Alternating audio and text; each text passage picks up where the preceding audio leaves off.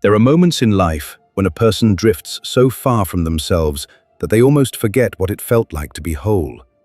And these moments rarely arrive with noise or dramatic collapse, but instead show up in silence, in a kind of slow unraveling of identity that happens day after day, until one morning you look at your own reflection and realize that you have been living as a passenger inside your own existence, disconnected from the person you were meant to be, and unsure how you became someone you never planned to become. Addiction, whether to substances, behaviors, emotions, or patterns, often begins not with weakness but with pain, not with desire but with escape, not with irresponsibility but with a desperate attempt to soothe something deep and unspoken inside. And over time, this escape becomes a cycle, and the cycle becomes a home, and the home becomes a prison that you carry everywhere you go. There is a story the world knows, not because it is glamorous, but because it is a reminder that a human being can fall publicly, repeatedly, and painfully, and still rise again with a clarity that feels almost impossible. Robert Downey Jr., long before he became a symbol of redemption, was a man spiraling so quickly that even he described his life as watching himself drown from the outside, unable to intervene, unable to stop, unable to reconnect with the version of himself that once felt alive.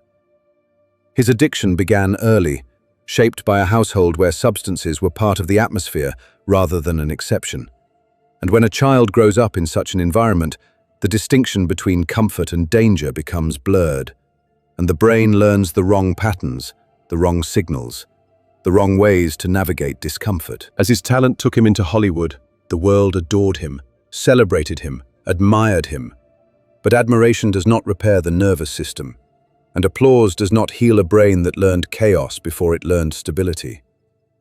He drifted through arrests, relapses, courtrooms, broken trust, broken promises, and a deepening sense of hopelessness that silently whispered that perhaps this was all he was meant to be. And yet, in a moment so small that most people would overlook it, sitting alone with fast food after fleeing rehab once again, he reached a point where the exhaustion of continuing the same cycle became heavier than the fear of starting over.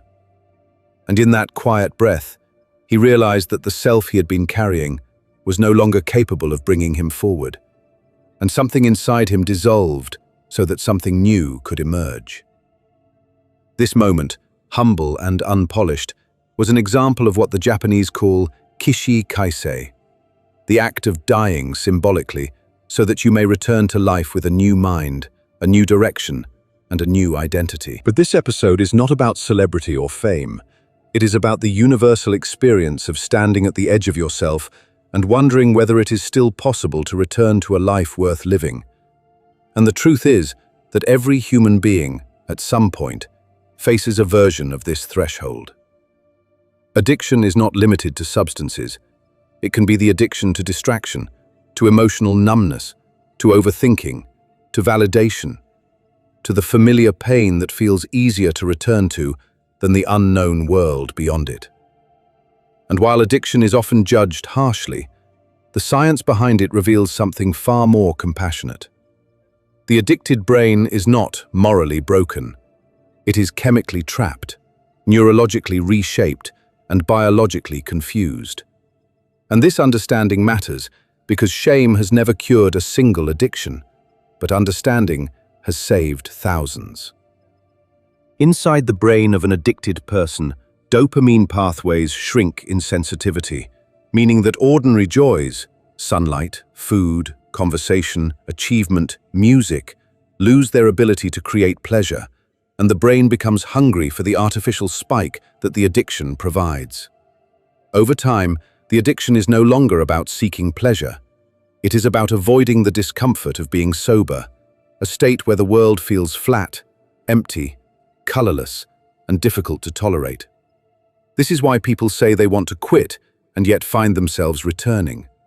The brain is not aligned with the intention, and without alignment, willpower becomes a fragile tool, too weak to fight biology alone. And yet, neuroplasticity, the brain's ability to rewire itself, offers something miraculous: The possibility that with consistent actions, structure, and purpose, the damaged circuits can rebuild, the emotional system can stabilize, and the person who felt lost can return with a stronger, wiser identity.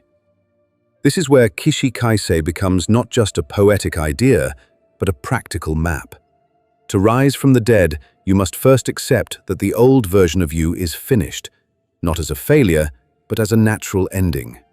Growth requires endings, and recovery requires the willingness to let the former self dissolve so that a new identity can be built with intention rather than habit. The first pillar of this rebirth is stability, because a chaotic brain cannot heal inside a chaotic life. Stability does not mean perfection. It means anchoring your day with small, repeatable actions that communicate safety to the nervous system. The simplest of these is the morning ritual. Wake, hydrate, breathe, move. A glass of water may seem trivial, but the brain interprets it as a signal of direction, a symbol that the day is beginning with awareness rather than autopilot. Movement, even 5 or 10 minutes, increases BDNF, a protein that repairs dopamine pathways and supports resilience. Sunlight stabilizes circadian rhythms. Breath regulates cortisol. These are tiny actions, but they are the foundation upon which rebirth is built. The second pillar is awareness without reaction. Cravings, urges, impulses, these are not signs of failure. They are neurological echoes of past patterns. When a craving arrives, most people either panic or obey it, but the path of rebirth is different. You observe the craving with calm curiosity. You notice where it sits in your body, how strong it feels, how it rises and falls like a wave. The average craving peaks within 15 minutes and dissolves if not fed. This practice strengthens the prefrontal cortex, the part of the brain responsible for discipline, long-term thinking, and emotional regulation. Every time you observe a craving without acting on it, you are literally rewiring your mind toward freedom. The third pillar is environment, because environment shapes behavior far more reliably than motivation. A person cannot rise from the dead while living inside the graveyard of their old habits. This means rearranging your physical space, removing objects tied to the addiction, restructuring routines, creating friction around the old behaviors and ease around the new ones. And it also means examining relationships honestly. Who around you supports your rise, and who benefits from your stagnation? You do not need to cut people out with cruelty, but you must create a perimeter around your rebirth, because identity is fragile in its early stages and must be protected, like a seed that has only just begun to sprout. The fourth pillar is meaning. Without purpose, recovery becomes a chore, and the human spirit is not built for soulless discipline. You need an ikigai, a reason to wake up that is larger than the addiction, larger than the pain, larger than the past.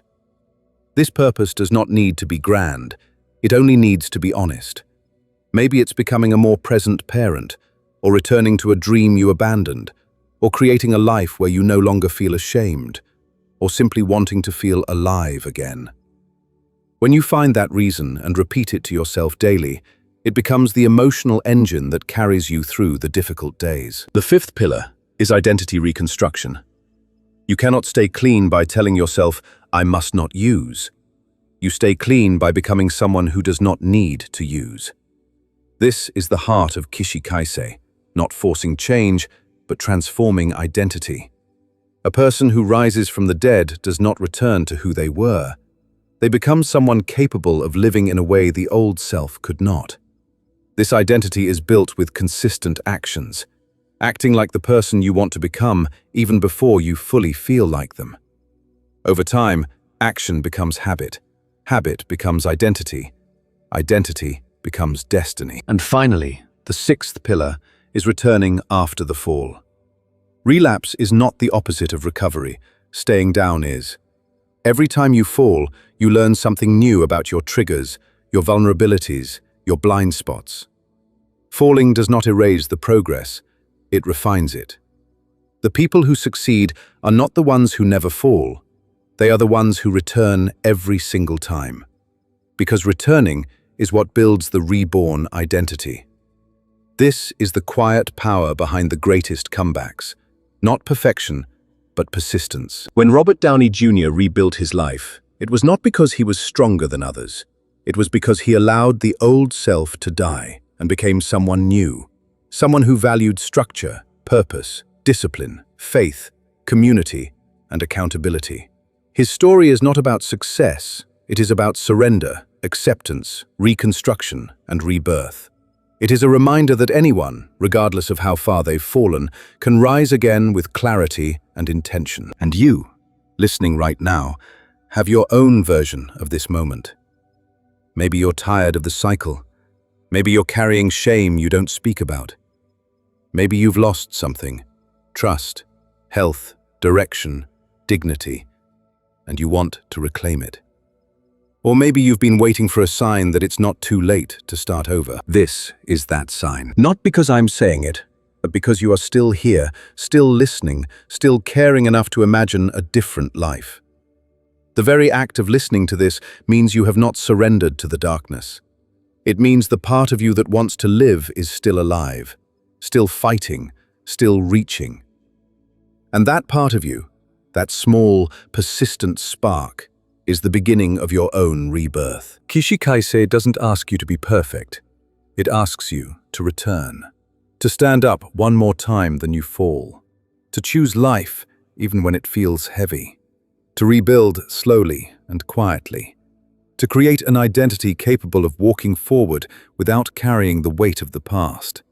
And when you do this long enough, with enough patience and honesty, you will look back one day and realize that you did not simply quit an addiction. You built a new life so meaningful, so authentic, so deeply aligned with who you truly are, that the addiction no longer fits inside it. This is how a person rises from the dead. This is how a person returns to life. This is how you begin again.